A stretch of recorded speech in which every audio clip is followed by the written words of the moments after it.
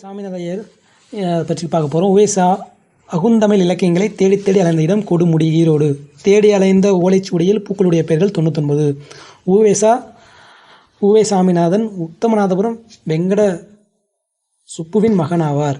எந்த சுவடியை அச்சில் பதிப்பிப்பதாக உவேசா எழுதி கொண்டிருந்தார். குறிஞ்சிப்பாட்டு. உவேசா பதிப்பித்த நூல் 8 தொகை 8, 10 பாட்டு 10, சீவக சிந்தாமணி 1, சிலப்பதிகாரம் 1, மணிமேகலை 1, புராணங்கள் 12, உலா 9, கோவை 6, தூது 6, வெண்பா நூல்கள் 13, அந்தாதி 3, பரட் 2, மும்மணி கோவை 2, இரட்டை மணிமாலை 2, பிற பிரபந்தங்கள் 4. தம் வாழ்க்கை வரலாற்றை எந்த இதழில் தொடராக இருந்தார். ஆனந்த விகடன் இதழ்.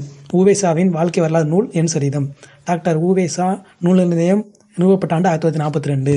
உவேசா நூலகத்தில் 2128 ஓலைச்சுவடிகளும் 2941 தமிழ் நூல்களும் உள்ளன. 10. டாக்டர் உவேசா நூல் நிலையம் இன்றும் எங்கு தொடர்ந்து செயல்படுகிறது? சென்னையில். உவேசா அவர்கள் தமிழ் பணிகளை பாராட்டிய வெளிநாட்டு அறிஞர்கள். ஜி. Pope, Julien வின்சோன்.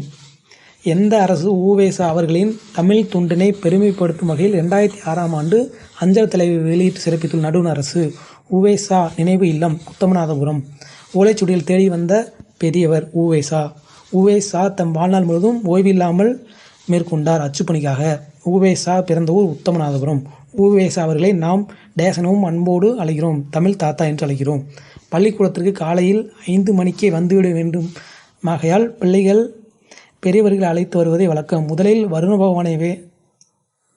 வருபவனை வேத்தான் என்று சொல்பவர்கள் மற்றவர்களை விட வேறான தனிப்பெருமை உடையவன் என்பது அதன் பொருள். உவேசா பிள்ளைகளுக்கு மணல்தான் சிலேட்டின் நிலையில் இருந்தது.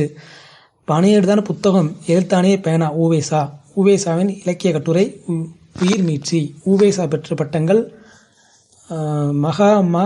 கோபாத்தியாய, திராவிட வித்யாய பூஷணம்,